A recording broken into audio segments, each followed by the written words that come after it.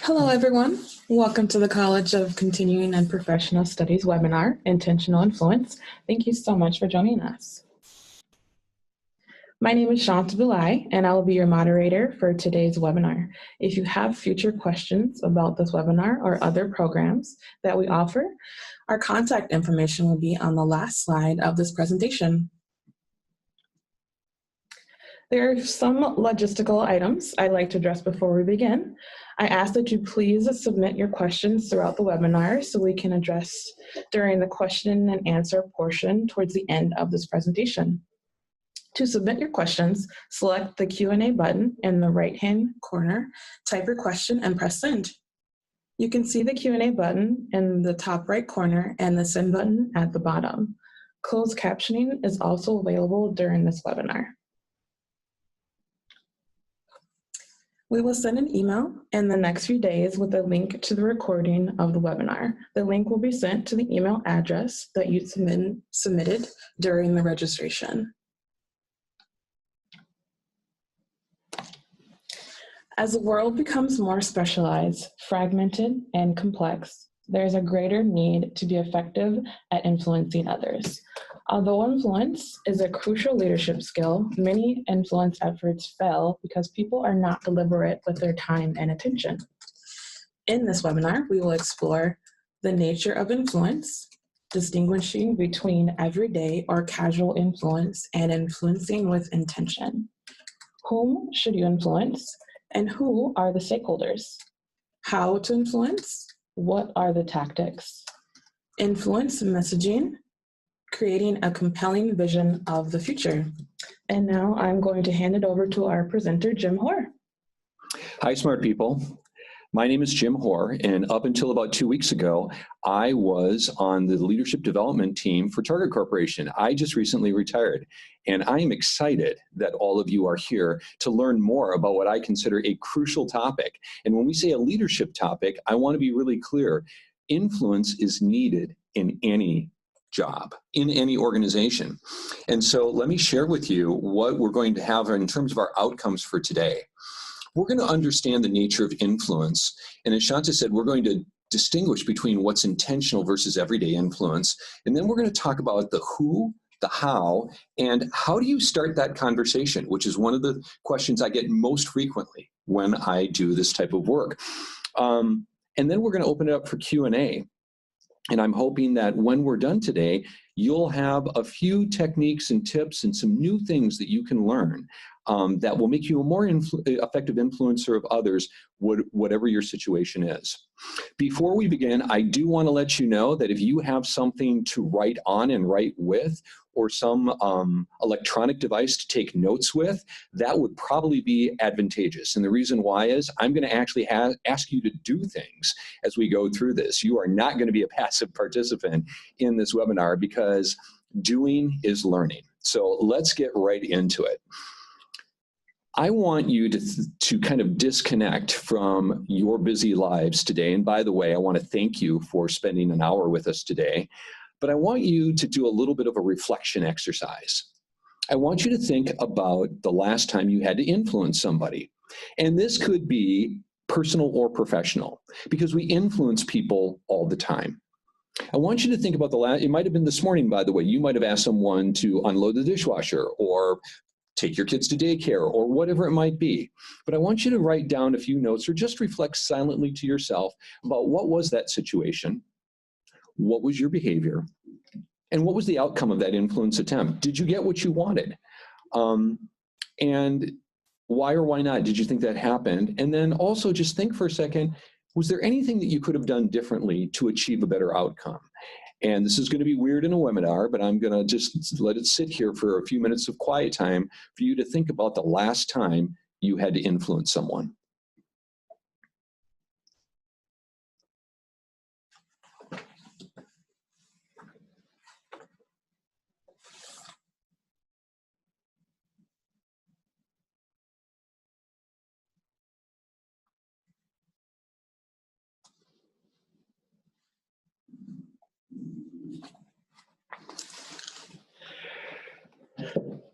For those of you who are just dialing in right now, you can see on my screen that we're just doing a really quick reflection exercise on your last influence attempt. Now, as you think about your last influence attempt, one of the things that I frequently ask people is, did you achieve your desired outcome? And when I teach this class live, people generally about half the time say, no, I didn't get what I wanted. And what, if anything, might you have done differently? Well, there's the difference between everyday influence versus intentional influence. And what we're trying to deal with here is, I want you to think about a situation in your life right now where there's a critical outcome. We want to be intentional. I want to be very clear. All of us are good at influencing in certain ways. What you're going to find, though, is if you want to be really intentional about your influence, you want to do that when you're trying to drive a critical outcome. And it's a critical outcome that's important to you and that you're willing to put some time in. It's probably going to be a little bit more intense than asking someone to unload the dishwasher, if you know what I mean. And so one of the things that we talk about when we're doing intentional influence, so we're going to distinguish now from everyday to intentional influence. And one of the things I always ask leaders at Target during my tenure there was a key question. When we're going to be intentional about our influence, are we looking for commitment or are we looking for compliance? And that's a very, very big distinction that you want to make. When I say commitment, it means that people have come to their own conclusion that what you're asking them to do is actually the right thing to do. Versus compliance, whereas they are going to do what you ask them to do, but they may not necessarily be bought in heart, mind, body, and soul. When you think about everyday versus intentional influence generally is driving more towards a commitment kind of scenario. But I don't want you to think that compliance is an ugly word. There are some times when we just need people to do what they need to do. When you need to fill out forms at work, when you need to go vote, when you need to just follow a pre-described process like getting your driver's license. Most people aren't looking for commitment, they are looking for compliance. And so those two things, when you're thinking about the influence challenge that you might be facing right now, I just want you to think about what you're really shooting for. Because I'm going to posit that about 80% of the time, all we need is compliance. About 20% of the time, we actually need someone's really deep felt commitment. And if we're going to shoot for commitment, it's going to take a lot of your personal time and attention in order to achieve that outcome. The remainder of our time together is going to be talking about how do you gain commitment. And so we're going to ask some questions, 4 key questions that you are going to we're going to kind of kick around and wrestle with during our time today. Question number 1 is, who do you really need to influence to achieve your desired outcomes? This is a little bit of dealing with stakeholders, but we're going to do stakeholders kind of in an amplified way. Question number 2 is, how will you need to influence each of these people? That will involve influence tactics, and different people need different types of tactics, and different tactics will drive either commitment versus compliance. Number 3, what will you say to them to begin the conversation? This is probably one of the most common questions I get asked by leaders at my old shop at Target Corporation. They understand who and maybe even a little bit of the how, but they don't know how to open that door for true dialogue. And we're going to talk about that. And then finally, what is your plan to engage with key stakeholders? You need to have all 4 if you're going to be intentional in your influence journey. So let's get into it and just go through these questions one by one. Question number 1 is asking, who are you going to influence? And I want you to, either on a piece of paper or typing or wherever you are, I want you to reflect on listing the stakeholders. So I want you to think about an influence challenge that you're facing right now. One where the outcome is critical, one where you want to apply a more intentional mindset towards your influence activity. You can list 5 to 7 people. If you're thinking about an organization or a work-related problem, I don't want you to list a stakeholder as a group of people. We don't influence groups, we influence individuals. And you'll notice that it says 5 to 7 maximum. I've sometimes seen people who list out 25 stakeholders. I don't think that that's realistic. You probably want your top 5 to 7. Now, it can be less than 5 to 7, but I would ask that it not be more than that. So go ahead, and if you have a place to type or write down, I want you to list off these stakeholders. If you're doing it on a piece of paper, put it on the left-hand side of the piece of paper you're working on.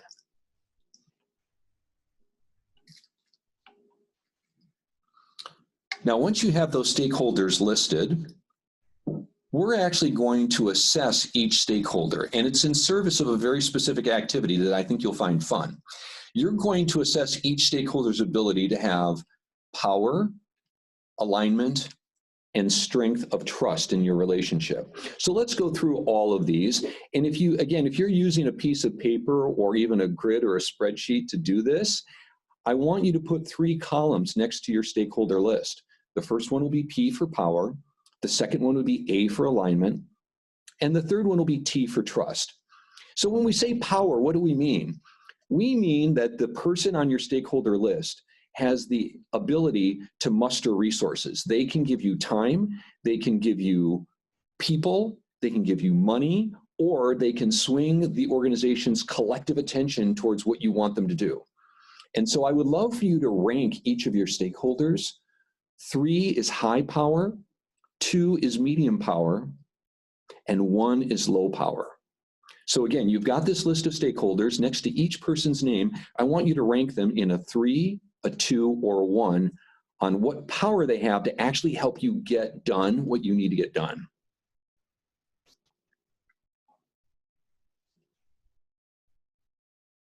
Our second dimension of assessing stakeholders is alignment. And alignment's pretty straightforward. It just asks the question, do each of your stakeholders want what you want? For whatever outcome you're trying to drive in this influence challenge, how aligned are they? If they want what you want and they're highly aligned, you should give them a score of a 3. If they think it's important, but they may not necessarily be all bought in, that's probably an alignment score of a 2. If they really don't know or maybe don't care about your particular outcome or objective, you probably want to give them an alignment score of a 1. So again, go ahead and do that. We've ranked our people via power. Now you need to rank them via alignment.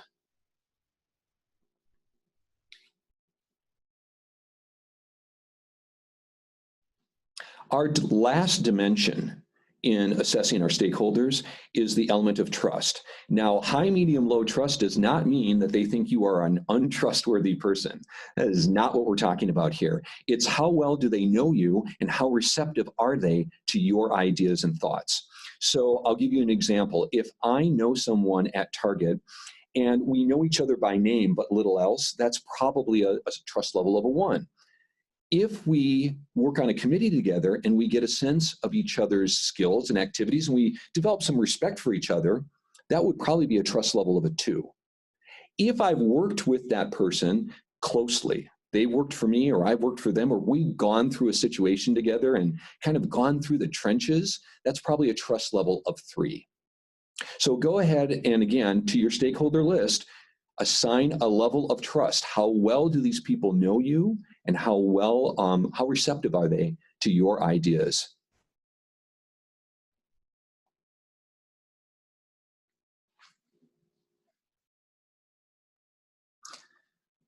Now, you may be asking, Jim Hoar, why are you making me do this? Why am I listing my stakeholders for my influence challenge and ranking them?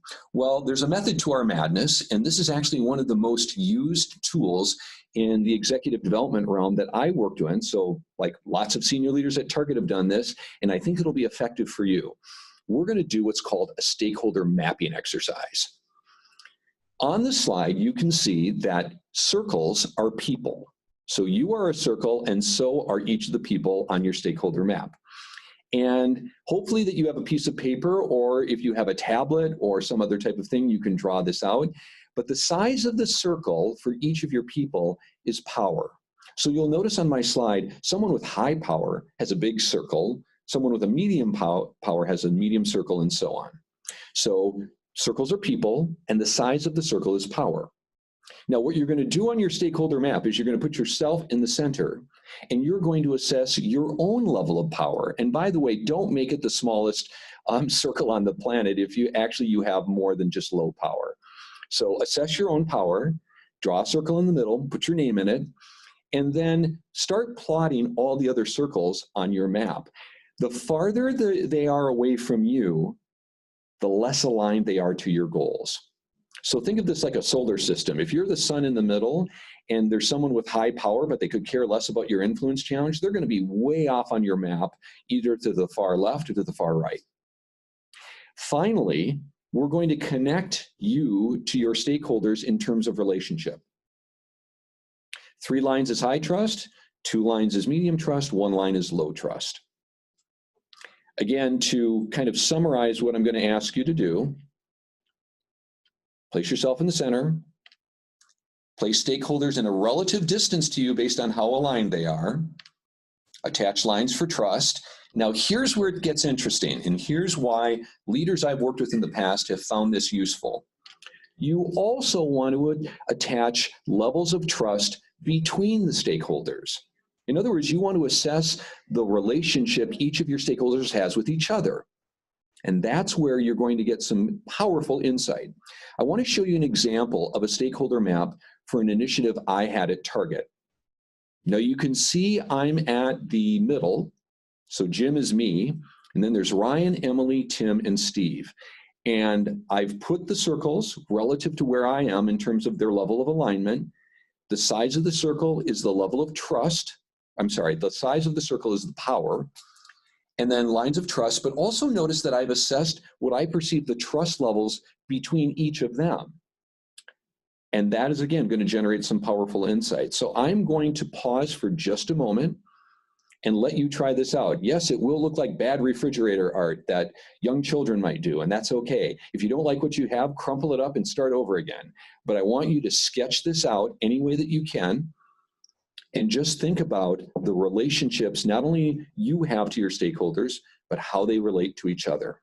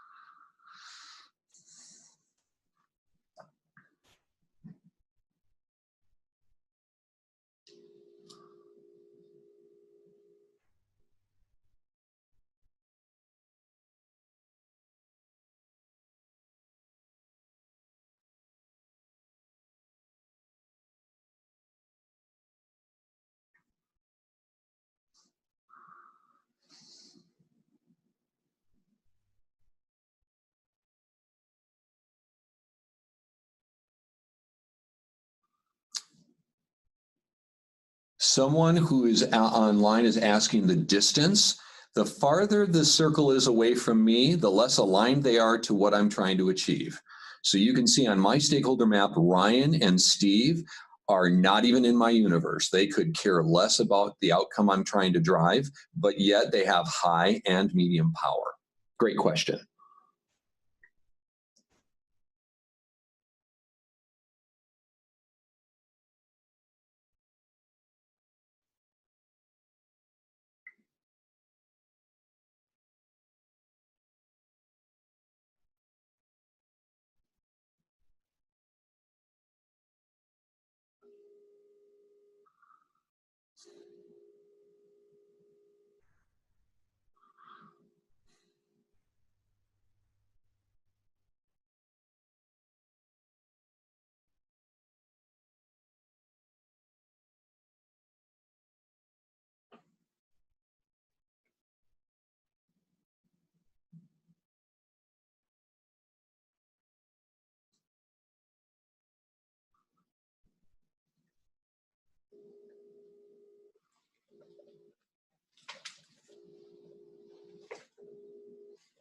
Can you give you about 20 more seconds to complete your stakeholder map? We have a question. Are stakeholders connected by trust lines? They are. So everyone's connected to everybody. On mine, you can see that there's actually a typo. I did not assess the trust level between Emily and Ryan. I can tell you right now, it would be a 2 for medium trust. They know each other, but it's not like they've been through the trenches together.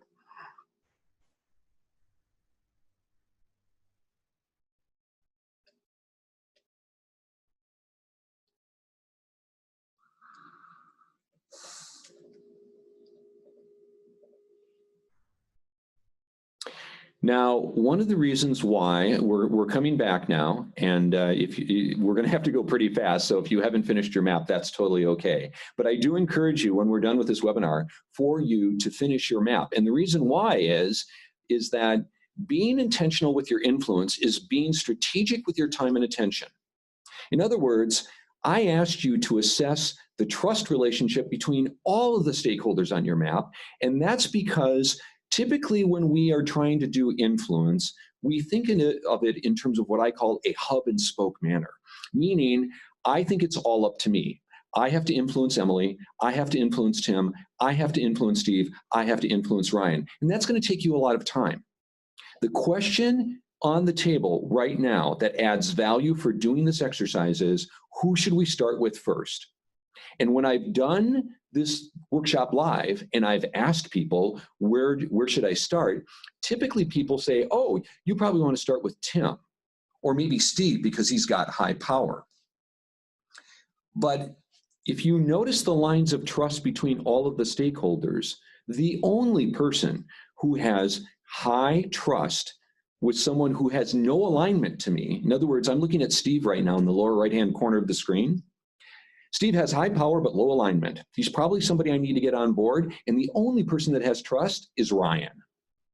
So I'm probably going to start with Ryan simply because I have pretty good trust with him. I have medium trust, and really what we're thinking about here is, if I start with someone on my map, does it allow them to be an advocate for me and maybe even influence others on this map on my behalf?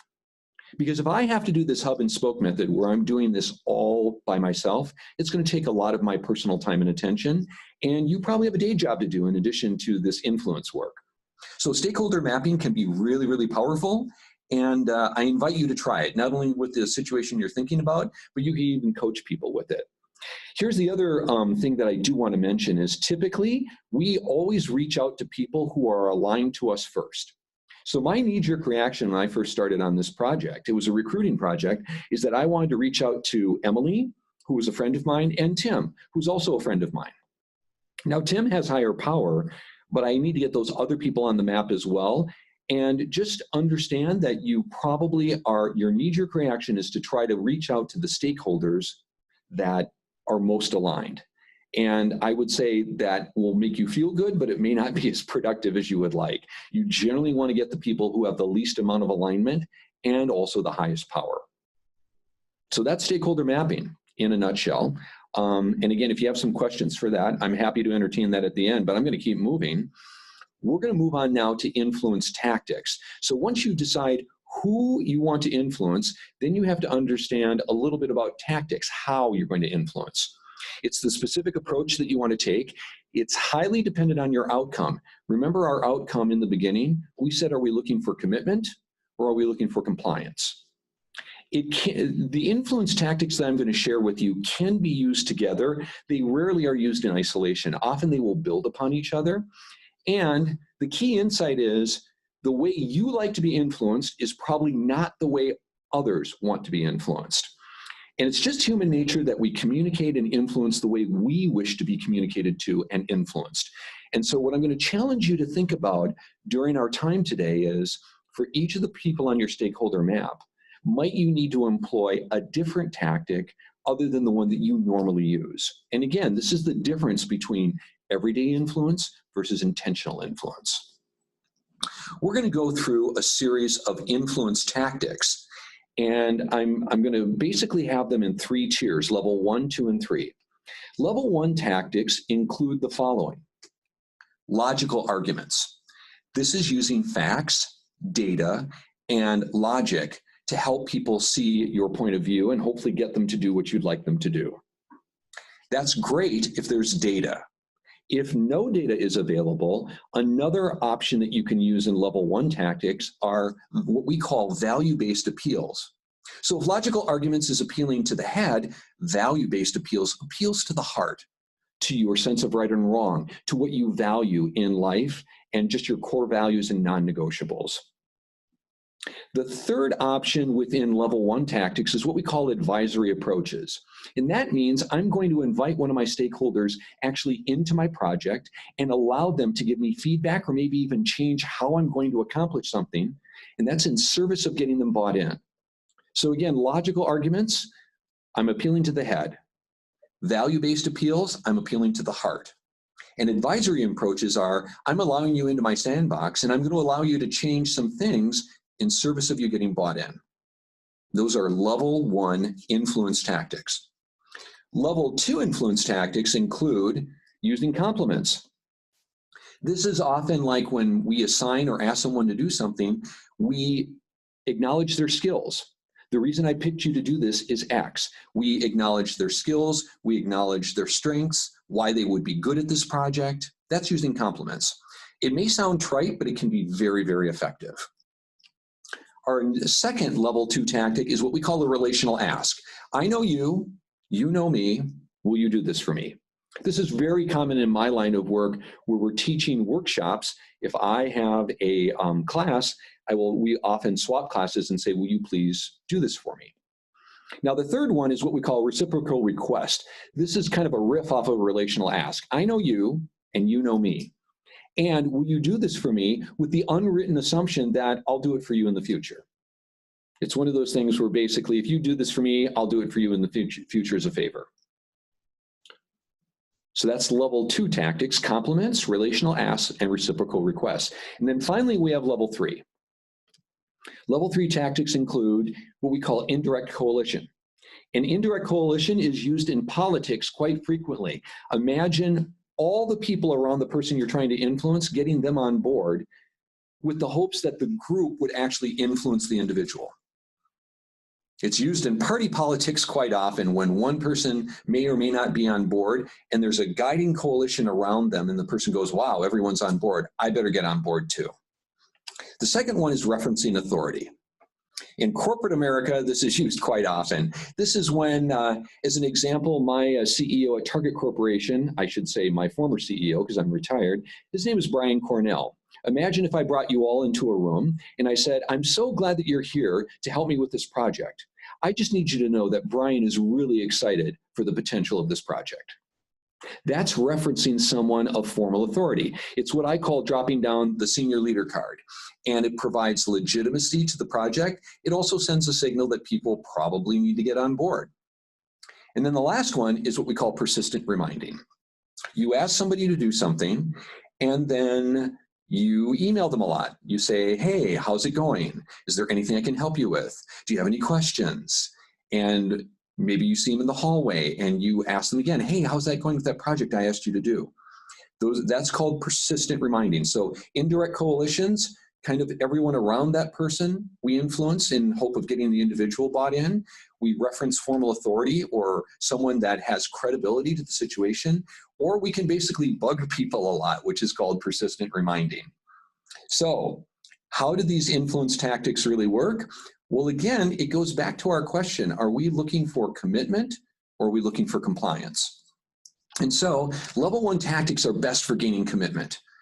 So if you look at the 3, the logical argument, the value-based appeals, and advisory approaches, these are all excellent ways of getting people to come to their own conclusion that what you want them to do is the right thing to do. And that's what commitment's all about, is we're tapping into what we call intrinsic motivation, meaning that you internally have decided, yep, that's the right thing to do. So that's why level 1 tactics can be so powerful.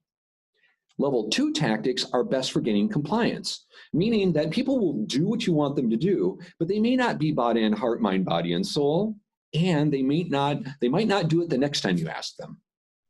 Again, compliance is not an ugly word. Sometimes people need to fill out the form. Sometimes people need to download the software. Sometimes people just need to follow the process. And so I don't want you to think compliance is an ugly word, but it won't gain you commitment. Now, finally, the level 3 tactics, they actually might generate resistance or even inertia. Now, people tend to use the level 3 tactics when they are running out of time.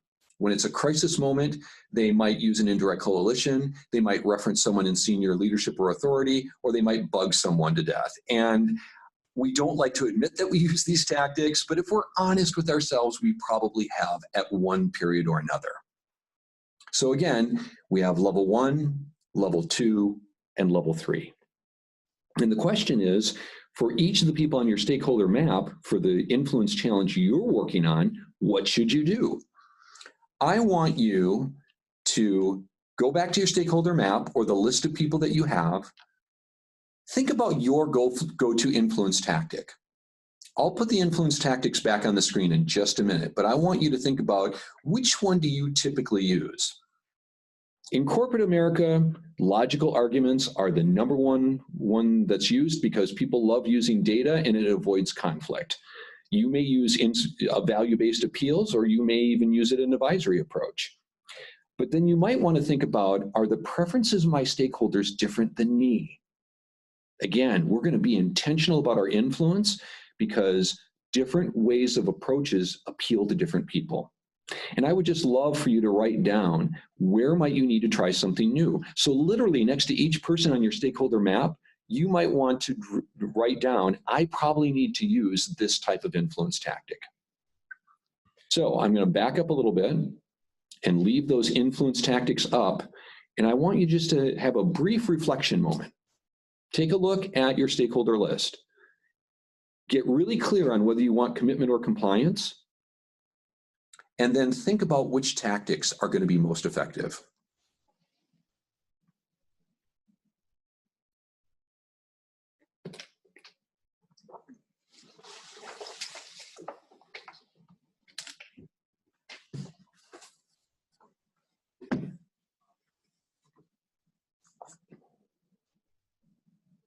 That's a really interesting question.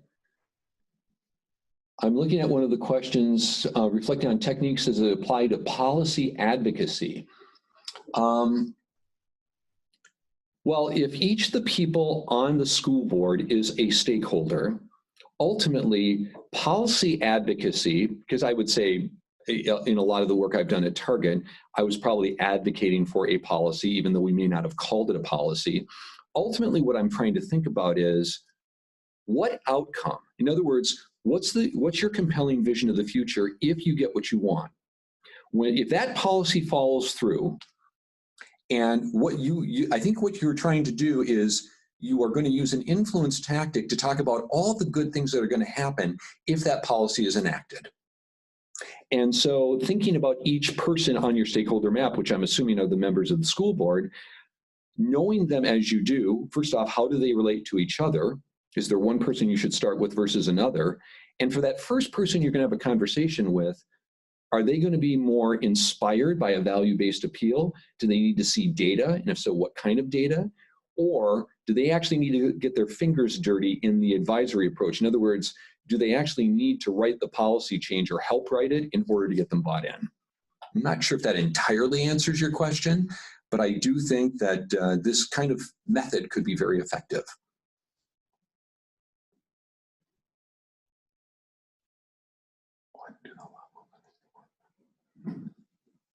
It's not about effectiveness. It's about whether or not we're trying to, I'm responding to a question in terms of what do the levels of influence tactics represent? They represent, based on research, whether or not the people you're trying to influence will be committed to your cause versus compliant and just do what you ask them to do versus actually generating resistance or inertia.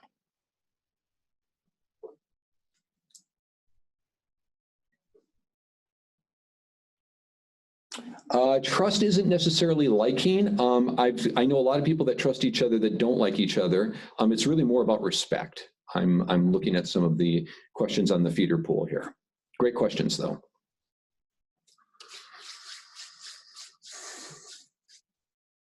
All right, gang, we're actually getting close into the home stretch. I will keep answering questions as I can. But once we get through the who and the how, now we're going to talk about how do you actually start a conversation with these people? Which is always one of the hardest things, is how do I break the ice? And what we're going to do is talk about developing a compelling vision of the future. A lot of times what we do in an influence situation is we talk about the project or the initiative that we want to push through. And there's nothing wrong with that. But what people tend to do then is start having concerns about the implementation of that project and how it will affect them or their team. And so instead, I invite you to think about a compelling vision of the future. And all that is asking is, what good things would happen if you got what you wanted? The goal of this is to actually do a dialogue, not a monologue. So often when we sit down with people and we try to influence them, we probably have a 3 to 5 minute pre-programmed spiel that we're going to run through. I know that I do. And it's usually accompanied by a PowerPoint deck. At least that's the way we do it in corporate America. And I'm going to invite you to think about this differently. Think about it maybe a little more informally in terms of a conversation versus a presentation. And here's the question that a compelling vision of the future is going to ask. At the end of the day, if you got exactly what you wanted, what does this gain for your organization? For whatever group of people you're affiliated with that you care deeply about, what will this get them?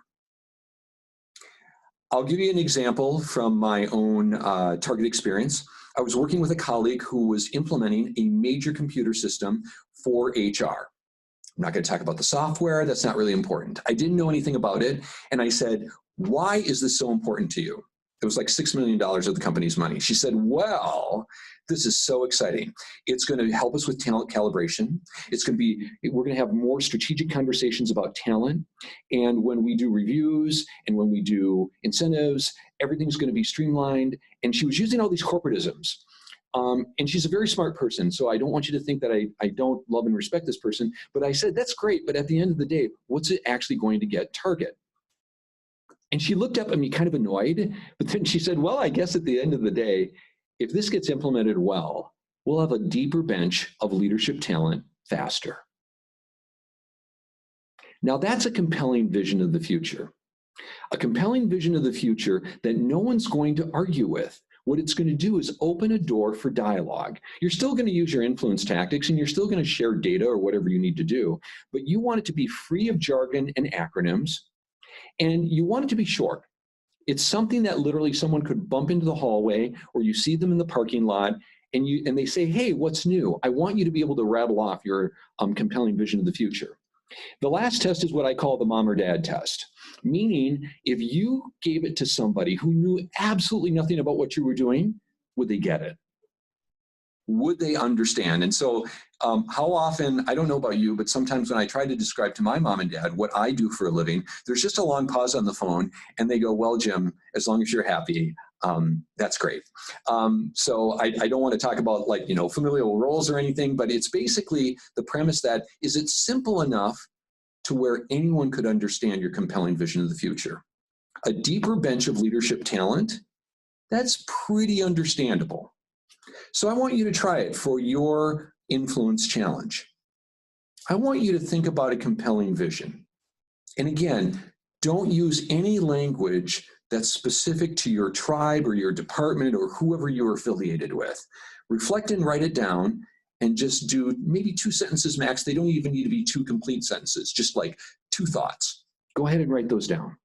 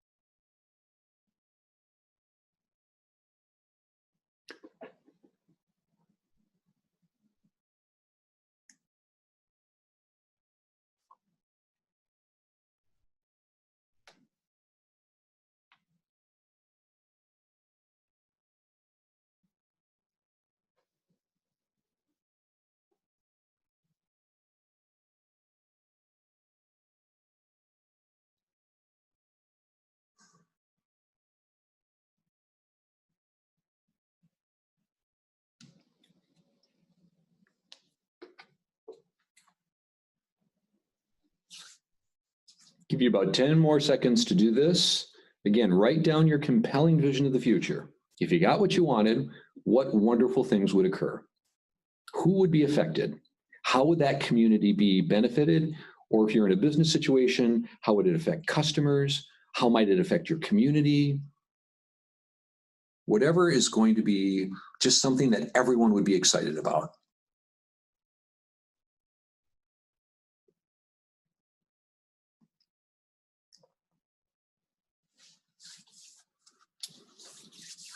Okay, so far in our webinar, we've talked about who you're going to talk to, how you might want to approach them, and then what your compelling vision of the future might be.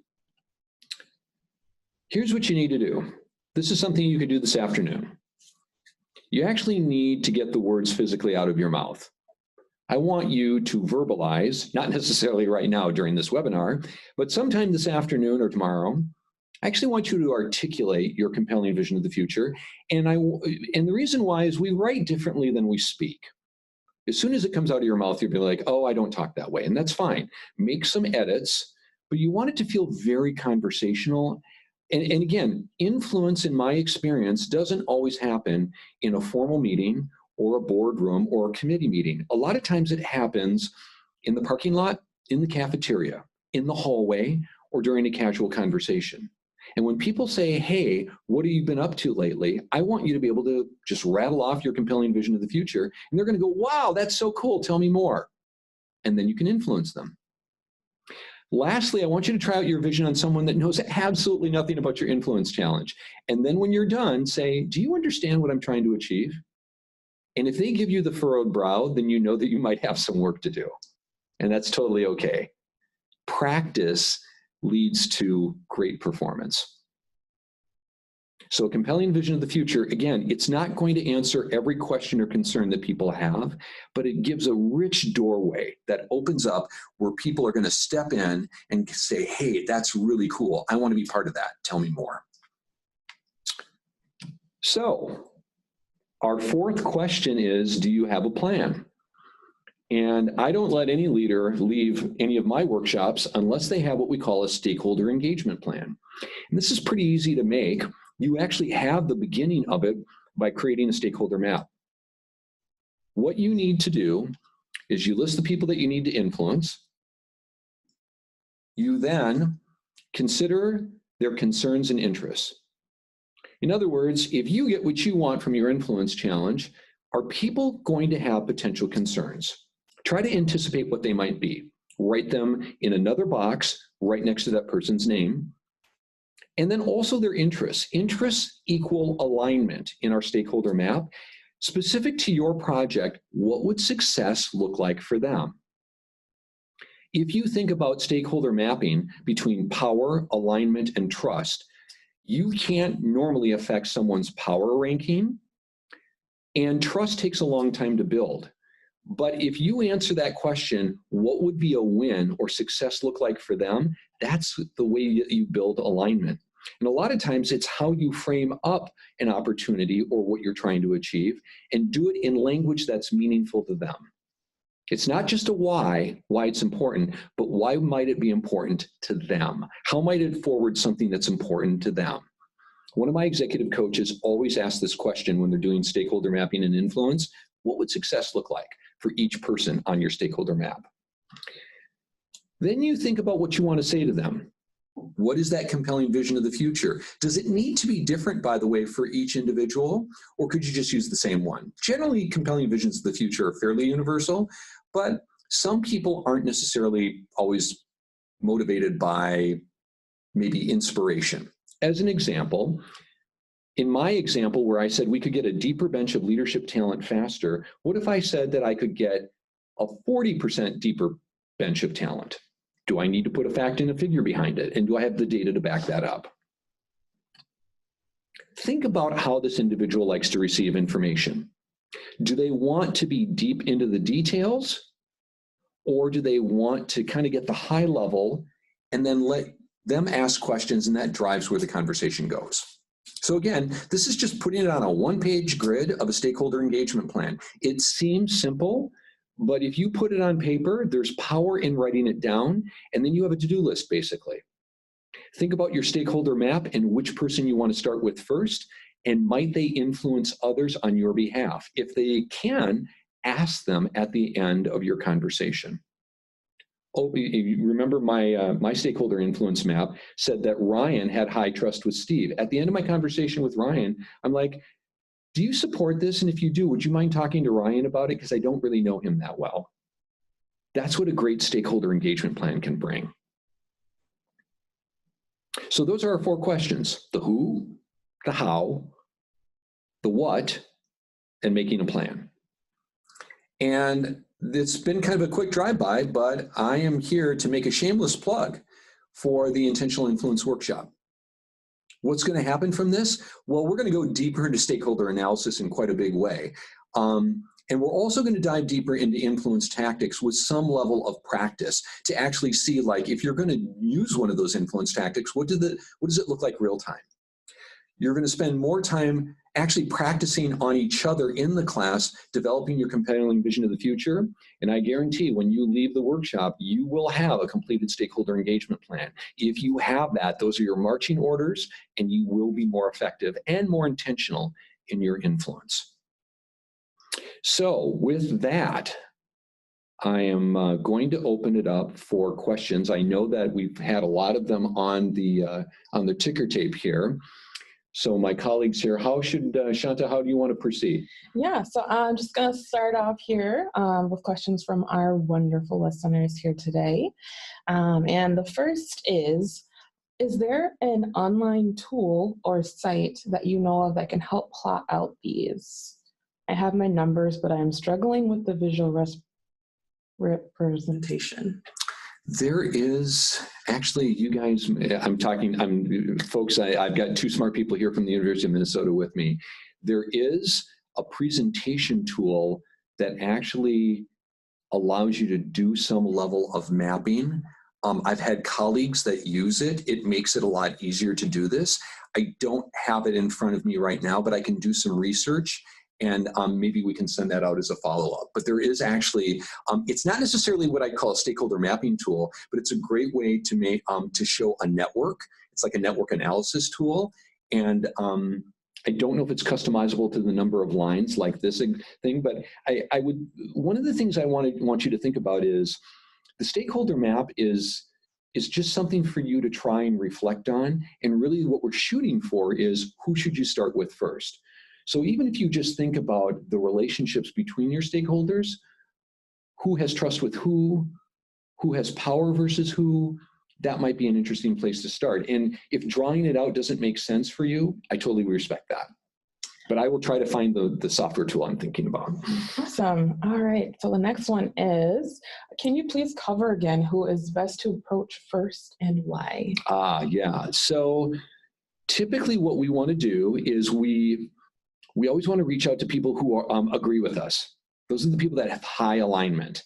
And typically what I'm looking for is, I'm looking for someone who has high power and low alignment. And then I'm looking at my stakeholder map to say, who knows that person best? Now, if I have high trust with them, that's probably the person I'm going to start with. Again, high power, but maybe low alignment. I have to think about what influence tactic I'm going to use and what compelling vision of the future I'm going to use. But the other thing I want to look at is, does someone on my map know them better than me? And if they do, that actually is the person I'm going to start with. And when I'm done talking to them, and maybe if they're bought in, then they would actually approach that person on my behalf. Awesome. Thank you. All right. And then next, will you please elaborate on how to sense or check in on level of trust? Yeah. Level of trust is, it's not an assessment of whether or not they consider you trustworthy. It just means that a low trust level would be, we either don't know each other at all, we've never met, or we know each other by name, and that's about it.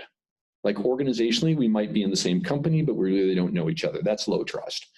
Medium trust is, I know you a little bit better than just your name.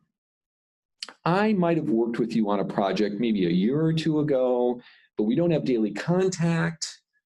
but I kind of know who you are. You know who I am. We both functionally know what we do in the organization, that type of thing. Level 3 is we've been through something together. Like I could actually just dump on you where I'm at in a very authentic way and have high self-disclosure. So one of the things that typically signals high trust is it a consequence-free environment just to speak my mind? If the answer is no, then that's probably not a high trust level. That will either be medium or low. Awesome. All right. Oh, here's a good one. How do you influence a person that is distant from everyone and trusts no one? I love that. I saw that go on the ticker tape, and I'm like, everybody has an influence situation where there is someone who just seems like they're so far off the map and they're not connected to anybody. Here's what I want you to do. I want you to actually make a stakeholder map around that individual, because I very rarely see an individual who doesn't have what I call an inner circle. There's always 1 to 3 people that are tied to someone where they have high trust. Now, by the way, it might be someone in their personal life, or it might be someone in their organizational life. But I can think of people that were way far off on my map, and they didn't trust anybody. But there were 1 or 2 people that were there in their quote unquote inner circle. I need to find out who those people are, and would they be willing to talk to me, in hopes of someone in that person's inner circle would then talk to them. Now, if there truly is no inner circle, then you just kind of have to fly cold and say, would you be willing to talk to me? And they may say no. And then the larger question will be, should this person even be on my stakeholder map? Because if they are not willing to talk to me, I have no alignment, and they have no trust with anybody else on my map, then I might want to reassess to see whether or not they're even should be on my map. But that's a great, great question. Yeah. Try to find their inner circle. All right, that is wonderful advice. So the next one, would these same tactics still apply for a personal project like working to get a promotion? How would the compelling vision work in that situation? That's a good one. Wow. Yeah. Career management, promotion. You still have a group of stakeholders, because very rarely does one person decide on a promotion. Typically it's a group, and it's typically your boss and their peer group, and probably your boss's boss.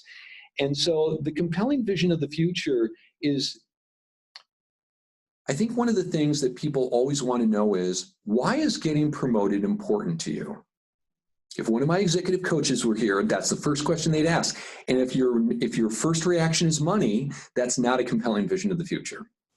If it's that you want greater impact, or that it's a great way for the company to affirm achievements that you've made, that could be a vision of the future.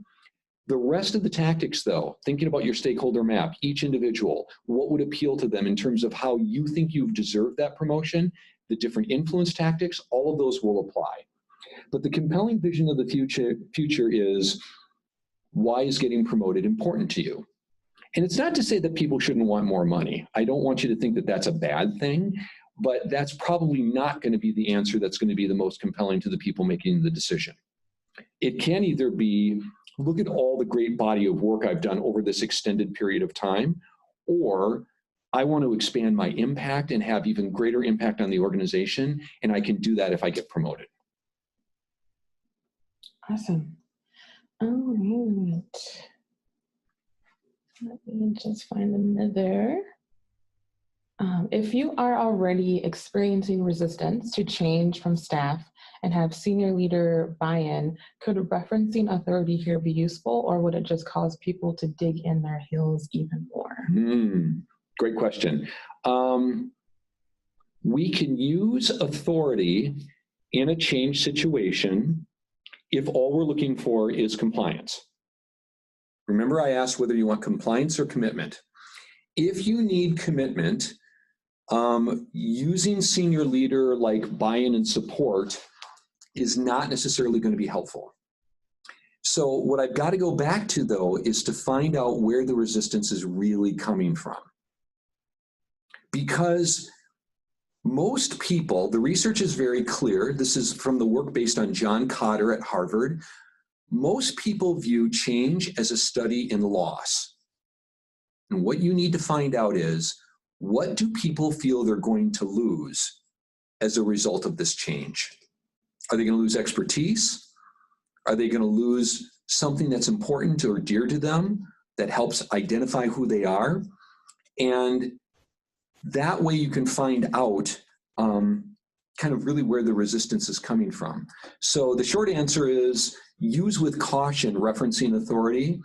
I really like to find more out where the resistance is coming from. And again, I just view, no matter what people tell you, people say they love change, but the research doesn't play out that way. Most people think that they're going to lose something, and you just got to find out what that is. Awesome. Thank you for that. All right, so this one's kind of spicy. What tips do you have for someone with high power to influence, but no one really trusts them?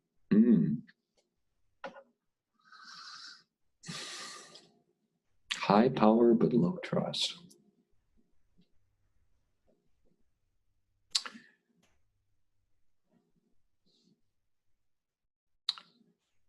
Typically, my knee-jerk reaction to this is thinking about power alignment and trust. What you want to do is think again to alignment. So that for every person has things that are important to them.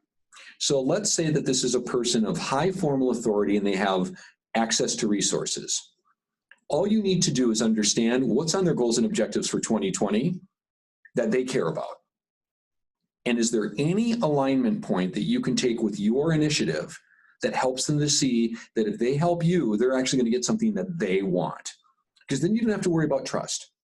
Now, if they wouldn't trust you as a credible source, again, you have to find that person's inner circle. But you need to try to think a little bit, at least in my opinion, if I was approaching this problem, is how can I get them to see that it's something that would really benefit them personally?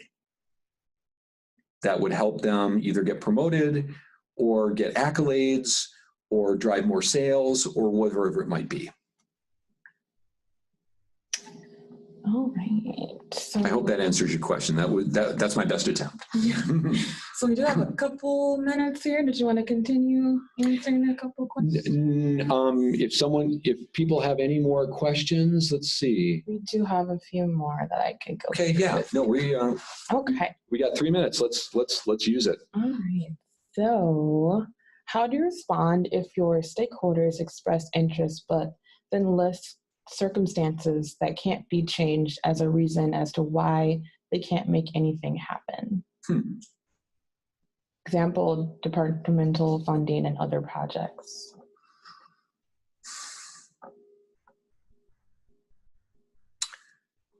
I want you, for the person who asked that question, it's a great question. I'd love for you to draw 2 circles.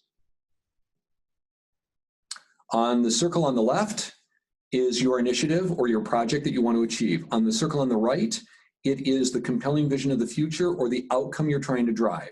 You want to then draw a line between your initiative and that outcome. And then on top of that line, I want you to write the word how. Here's the thing. Very few people are going to be against your outcome, especially if it's compelling, but they are going to be worried about the how. And there's always going to be, we don't have any money, we don't have any time, I can't give you any resources. And what I want to know from that person is, how might we? Start with a how might we question, because the how means, I don't know how to solve for this, but I want to invite you in. Might mean that there's a possibility, and we means that we're going to do it together. And this sounds really weird. Like, can 3 words change your life? How might we can really change your life? So I would approach them that way and just say, what suggestions might you have in order for us to get the resources to help move this along? Is there someone else I should add to my stakeholder map? And that probably would be a great place to start. All right, wonderful. So we're going to end there with the questions. And so these are some of the courses we have upcoming here. So if you want to take a look at those. And I want to thank you, Jem, for your time and your useful information. As I mentioned earlier, we will be sending a link to the webinar recording in a couple of days. There are a few relevant courses listed here on the slide if you'd like to learn more. And you can also visit our website for a full list of classes and educational programs. Thank you for joining us today and have a wonderful afternoon.